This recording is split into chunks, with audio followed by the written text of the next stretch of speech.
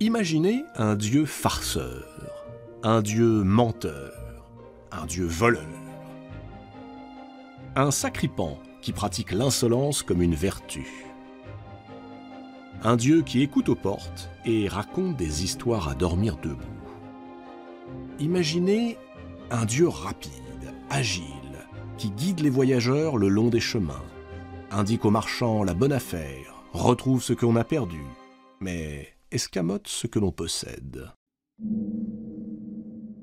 Ce dieu, c'est Hermès. Il arrive quand on ne l'attend pas. Il disparaît alors qu'on le croyait là. Hermès, c'est le dernier-né des amours de Zeus. Sa mère, Maïa, est une déesse glorieuse. Maïa est l'une des 7 Pléiades, les filles du géant Atlas, connues pour leur beauté.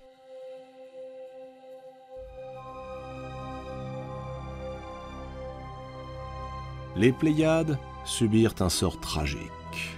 Elles furent poursuivies pendant de nombreuses années par un grand chasseur, un géant, Orion. Pour les protéger, Zeus les transforma en colombes, puis en étoiles. Mais nous n'en sommes pas encore là. Pour l'heure, Maïa, l'une des Pléiades, s'est réfugiée au sud de l'Arcadie, loin des regards d'Héra, l'épouse légitime de Zeus. Et c'est là-bas, dans une caverne du mont Silène, qu'Hermès voit le jour. Sa mère l'entoure de bandelettes, comme on a coutume de le faire pour les nouveau-nés. Elle le dépose dans un berceau d'osier, et elle désigne une nymphe pour qu'elle soit sa nourrice. Seulement, Hermès n'est pas un nouveau-né comme les autres. D'une précocité incroyable, il sait déjà parler et marcher. Quelques heures après sa naissance, profitant de l'absence de sa mère, il se glisse hors de la caverne et part le long des chemins.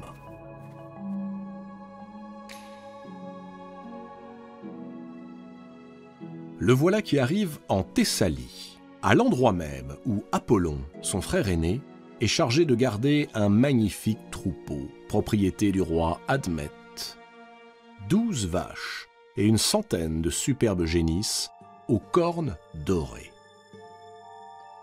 Hermès jette un regard autour de lui. Personne. Apollon, comme à son habitude, est sans doute occupé à séduire les belles mortelles, à moins qu'il ne soit allé faire sa cour à Hyménaïos, un beau jeune homme qui, depuis quelque temps, occupe toutes ses pensées. L'occasion est trop belle. Le larcin est facile. Plus compliqué est de ne laisser aucun indice. Alors, pour que rien ne le trahisse, Hermès masque ses pas en enveloppant ses pieds dans des feuillages. Il fait marcher les animaux à reculons et les emmène, loin, jusqu'au pied du mont Pylos, un coin perdu du Péloponnèse. L'endroit semble désert. Hermès fait halte. Il s'assure que nul ne le surprendra, puis, sans doute parce que l'on n'est jamais trop prudent, pour s'assurer du soutien des dieux, il sacrifie 2 bêtes. Il les découpe en 12 parts, brûle leurs carcasses, cache le troupeau derrière une colline et repart tout heureux vers sa caverne.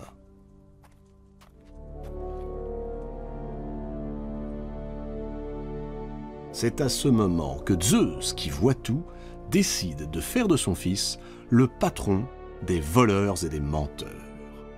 À croire que c'était la seule attribution qui restait sur l'Olympe, celle dont personne ne voulait et que l'on réservait aux petits derniers de la famille.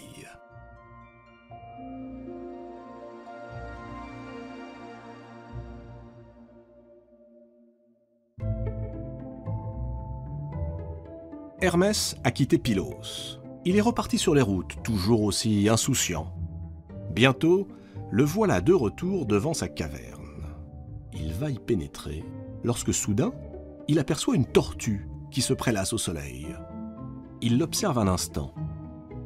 Que pourrait-il bien en faire?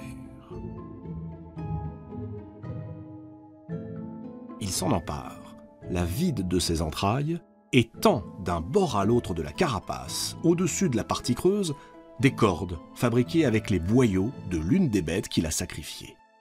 La première lyre vient de naître. Ravi, le bambin emporte son nouveau jouet, le dissimule dans ses langes et se couche, comme si rien ne s'était passé.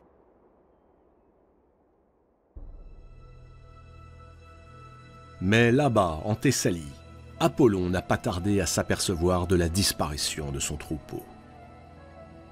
Il remue ciel et terre, sans résultat. Après avoir mené ses recherches d'est en ouest, du nord au sud, il n'a d'autre choix que de faire appel aux satyres. Les satyres sont d'étranges créatures. Le bas de leur corps est celui d'un bouc, le haut, celui d'un homme. Apollon sait leur avidité. Il leur promet une forte récompense s'ils parviennent à retrouver son troupeau, mais aussi le coupable. Il n'en faut pas davantage pour que les satyres se répandent dans toutes les directions, fouillent chaque recoin, mais rien. Le troupeau semble s'être volatilisé. Alors qu'ils sont prêts à abandonner, voilà que, non loin du mont Silène, s'élève une musique telle qu'ils n'en avaient jamais entendue auparavant. Guidés par cette mélodie, ils arrivent devant l'entrée de la grotte où vit Hermès. La nymphe monte la garde. Les satyres l'interrogent sur l'origine de cette extraordinaire musique. Elle leur explique qu'un enfant exceptionnellement doué a construit un jouet musical au moyen d'une carapace de tortue et de boyaux de vache. D'où viennent ces boyaux ? La nymphe répond qu'elle n'en sait rien. Les satyres vont repartir lorsque tout à coup, l'un d'entre eux aperçoit à quelques pas de là une carcasse de génisse aux cornes dorées. Intrigué, il jette un coup d'œil à l'intérieur de la grotte. Un enfant sommeille dans son berceau. Ce ne peut être que lui, le voleur. Immédiatement, les satyres courent prévenir Apollon.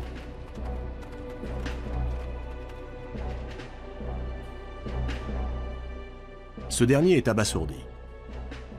Il sait qui vit dans cette caverne. Hermès, son demi-frère.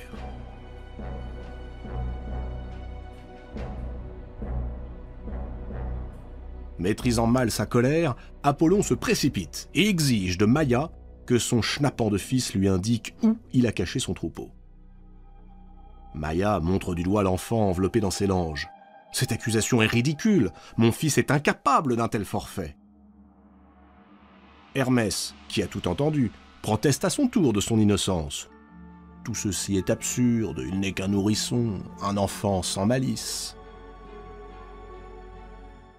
Apollon ne veut rien savoir. Il saisit Hermès et l'emmène chez Zeus, brandissant en guise de preuve la carcasse de génisse qu'il a pris soin d'emporter. L'aube n'est pas encore levée et le maître de l'Olympe dort encore. Peu importe, Apollon fait irruption dans sa chambre et le prend à témoin. Zeus a du mal à croire qu'un nourrisson soit capable d'une telle action. Apollon insiste, s'énerve, montre les preuves. Finalement, Zeus se laisse convaincre. Il exige d'Hermès qu'il rende sans tarder le troupeau. Il le gronde, le sermonne, mais au fond de lui, il est ravi du tour que son fils a joué au frivole Apollon.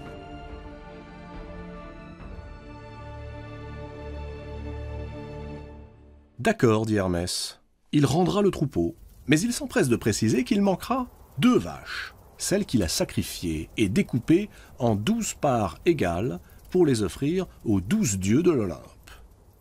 12 dieux, s'étonne Apollon. Mais sur l'Olympe, il n'y en a que 11. Qui est le 12e ? C'est moi, répond Hermès. Apollon manque de s'étouffer. Zeus, lui, a bien du mal à masquer son admiration pour cet enfant qu'il trouve décidément de plus en plus intéressant.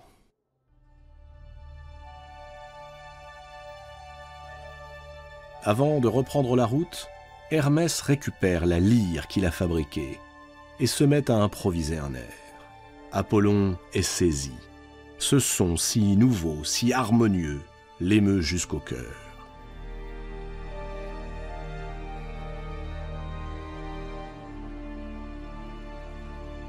Apollon est le dieu protecteur des artistes, des musiciens, des poètes. Ce chant l'émerveille.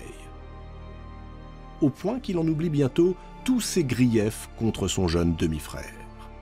Et c'est en chantonnant qu'il lui emboîte le pas jusqu'à l'endroit où est caché le troupeau.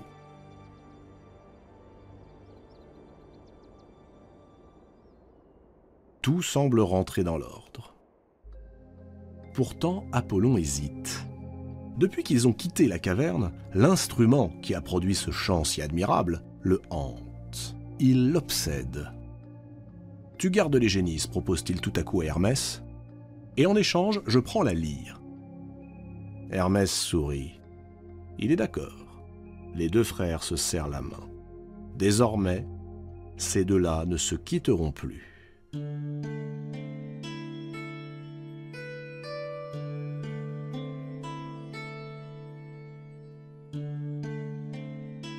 Et, comme pour émerveiller Apollon plus encore, Hermès se dirige vers une haie de roseaux.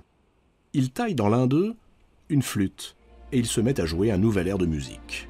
Ébloui, Apollon ne peut s'empêcher de proposer un nouveau marché. Si son frère lui donne cette flûte, il lui offrira en retour la houlette en or qui sert à faire paître son troupeau. Hermès deviendra ainsi le dieu protecteur des bergers. « Pas question », réplique cette fois-ci l'enfant. Manifestement, Hermès a déjà le sens des affaires. « Ma flûte vaut bien plus qu'une houlette, fût-elle en or. Je n'accepterai qu'à la condition que tu m'apprennes à prédire l'avenir. » « Impossible, proteste Apollon. Et en effet, tout dieu qu'il est, Apollon ne peut transmettre son pouvoir. Il lui a été donné par les Tries, ces femmes abeilles qui vivent dans le temple de Delphes. Ce sont elles, et elles seules, qui pourraient éventuellement enseigner à son frère ce don.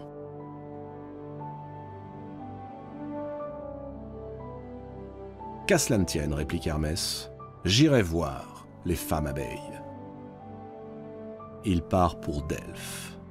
Et c'est là, au cœur du sanctuaire sacré d'Apollon, qu'Hermès parfait son éducation.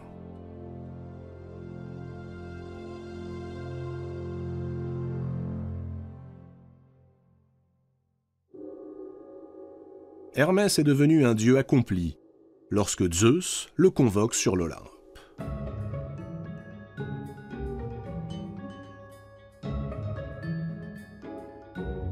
À peine arrive-t-il que le maître de l'Olympe le couvre de compliments.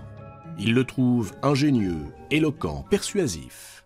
Alors, Hermès saisit l'occasion. Il fait une demande à son père. Il veut devenir le dieu responsable de la sécurité des propriétés divines sur l'Olympe. En échange de quoi il s'engage à ne plus jamais dire de mensonges, tout en précisant qu'il n'est pas sûr d'être capable de dire toujours la vérité. Zeus sourit et accepte. Il lui remet alors un bâton magique, autour duquel viennent s'enrouler 2 serpents. Ces 2 serpents représentent l'opposition entre la vie et la mort, l'Olympe et les enfers. C'est l'ancêtre du caducée. Il ajoute ensuite à sa panoplie un chapeau rond, au bord large pour le protéger de la pluie durant ses missions, et des sandales ailées, en or, capables de le transporter avec la rapidité du vent.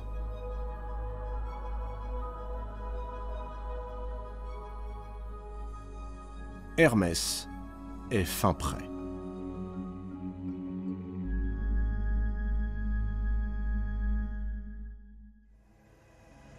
Zeus le nomme agent de liaison entre les dieux et les mortels. Il en fait ainsi l'unique messager accrédité auprès du grand Hadès. seigneur des enfers.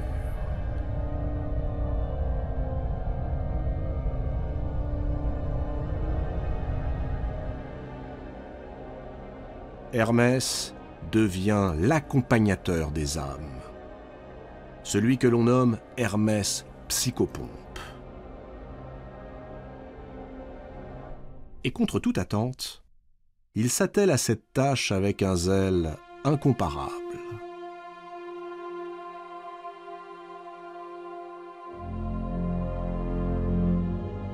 Jour après jour, on peut le voir qui escorte avec bienveillance les morts à travers le monde souterrain, et il les accompagne là où nul n'ose s'aventurer.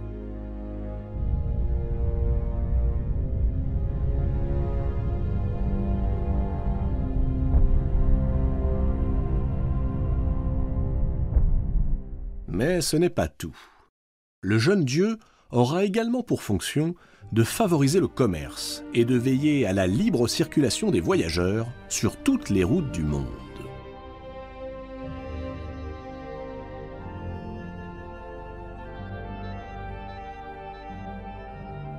Hermès aide les commerçants et les négociants.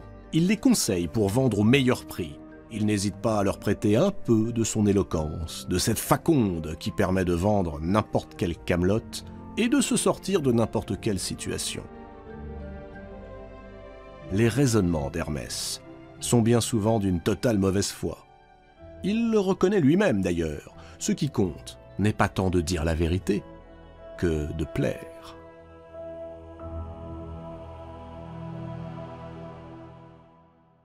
Hermès se met donc à la disposition de Zeus. Que ne ferait-il pas d'ailleurs pour plaire à son père? À de nombreuses reprises, c'est lui qui l'aide à déjouer les pièges de la possessive Héra lorsqu'elle s'acharne sur les maîtresses de son infidèle mari ou bien sur ses nombreux enfants illégitimes.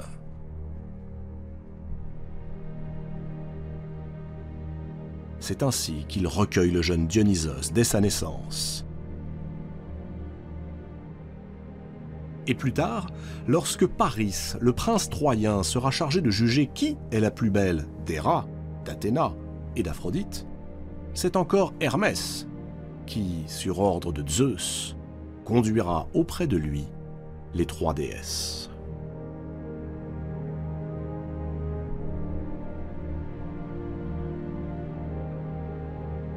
On l'a vu, alors qu'il n'était qu'un nourrisson, Hermès manigançait déjà bien des tours. Or, aujourd'hui, Zeus a le cœur qui bat pour la belle Alcmène, épouse d'Amphitryon. Mais la fidélité d'Alcmène est sa vertu première. Qu'à cela ne tienne, avec la complicité d'Hermès, Zeus prend l'apparence d'Amphitryon. Et tandis qu'il se glisse auprès d'Alcmène, Hermès ordonne au soleil de s'éteindre et de ne pas se lever le lendemain.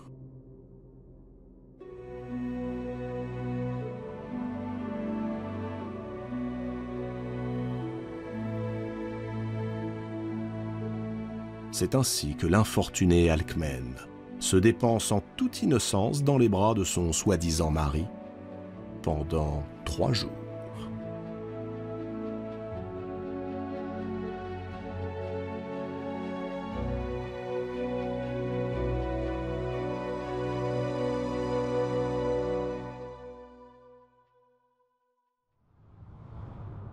Quelque temps plus tard, Zeus appelle à nouveau son fils à la rescousse. Il a une nouvelle maîtresse, Io. Mais Héra, son épouse, a transformé la malheureuse Io en génisse et a fait d'elle la captive d'un géant, Argos.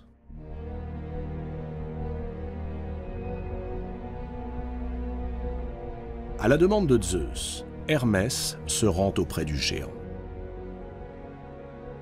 Ce géant n'a pas 2 yeux, mais 100. Jamais à court de stratagèmes, Hermès parvient à l'endormir en lui racontant des histoires sans fin, des histoires à dormir debout. Et une fois assuré que tous les yeux du géant sont clos, il lui tranche la tête.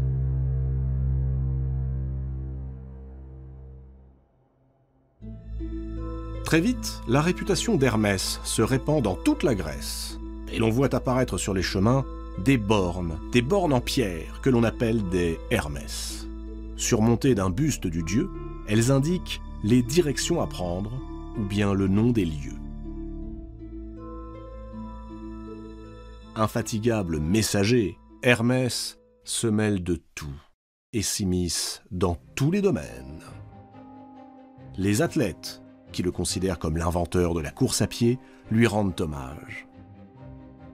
Et les bergers, gardant en mémoire ses forfaits de jeunesse, en font le protecteur de leurs troupeaux.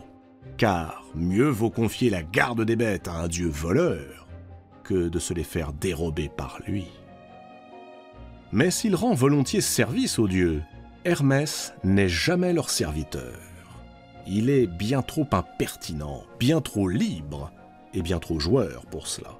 Sur l'Olympe, on l'aime bien. On s'amuse avec lui, mais souvent, on s'agace.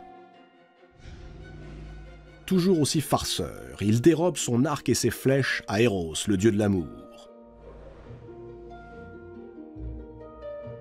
Il subtilise le trident de Poséidon, le sceptre de Zeus, les tenailles d'Héphaïstos et même la ceinture magique d'Aphrodite, la ceinture qui inspire à tous, mortels et immortels, le désir.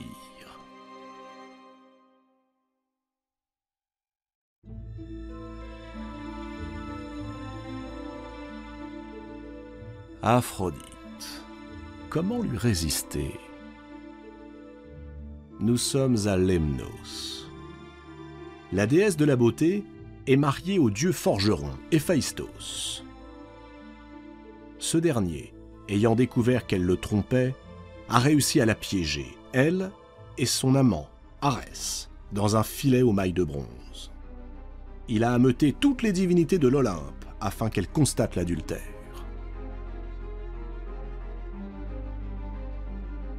Hermès est présent dans l'assemblée. Comme tous, il est séduit par la beauté de la déesse. Et il laisse entendre qu'il aurait bien pris la place d'Arès, malgré le filet. Aphrodite l'a entendu. Flattée, avant de fuir l'Olympe, elle s'offre à lui une nuit entière. Et de leur étreinte naîtra un être bisexué, mi-homme, mi-femme, Hermaphrodite. Hermaphrodite n'est ni tout à fait un homme, ni tout à fait une femme. Il est les deux à la fois. Hélas, sa nature lui interdira toute forme d'amour réciproque. Plus tard, Hermès séduira la fille de la princesse Dryope, et ensemble, ils auront le dieu Pan. Moitié bouc, moitié homme. Un dieu si laid que sa nourrice s'enfuit en le voyant.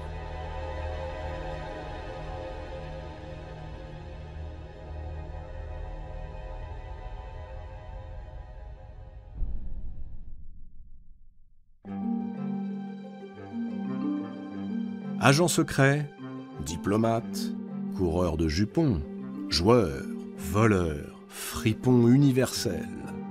Tout naturellement, ce dieu est l'un des plus appréciés des mortels. Il peut secourir les hommes comme il peut les tromper. On ne sait jamais s'il a l'intention de nous berner ou bien de nous aider. Hermès est le messager des dieux, mais bien malin celui qui saura interpréter ses véritables intentions. Ce dieu qui a pour emblème deux serpents entrelacés, ce dieu qui unit la vérité et le mensonge, les enfers et l'Olympe, ce dieu est par définition hermétique. Il est le messager indéchiffrable.